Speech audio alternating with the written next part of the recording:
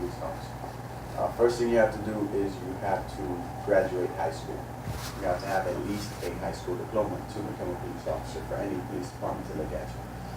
In the state of Florida, the regulations vary as far as age. In our police department, I believe the regulation now is you have to be at least 22 years old. Most places 21 years old. Because to carry a handgun, you have to be 21 years old in the state of Florida. Then, if you graduate high school, per the application, there's a list of things you have to have. One of which they usually look for is no felonies on your record. If you have a misdemeanor, you have to have a very good explanation of what happened, how it happened, for you to even be considered. But in this economy where jobs are at a shortage, and a lot of people are looking for a steady career, but being a police officer is an option, there's a high number of applicants. So if you have the most minimal thing on your record, your chances aren't that good. Because there are a lot of applicants to choose from that don't have a criminal record. Having a degree helps. Some departments actually require you to have a degree, like I know Coral Springs requires a bachelor's degree, I think.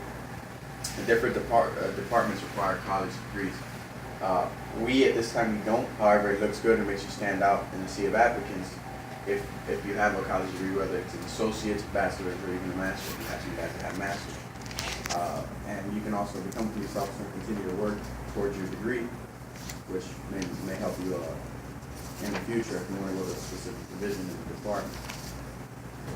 So after you have your high school diploma and you meet the age requirements, and you don't have a criminal record or whatnot, you go apply. In order to apply, most places you just go to the city, pick up an application and submit it, and then it goes to the police department, the personnel department, and they look at it. In order to apply, you have to take what's called a CJ BAT, which we do it at the public safety division over there in Broward College. And in Broward County, you also have to take a swim test. So you take a CJ BAT.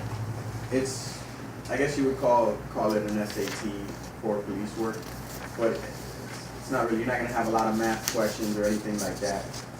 You do have some questions where you have to read. They'll give you like a scenario type deal, and you have to figure it out. From what I remember, the test starts with them showing you some pictures. You look at the pictures, and then you flip the page. And you can't look at the picture anymore, and they ask you questions about the picture.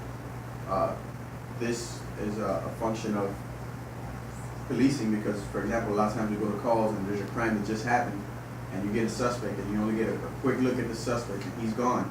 And now you have to report, whether it's on the radio or write it down on your report, what happened, what the guy looked like, give a good description, so the rest of the officers can apprehend the suspect.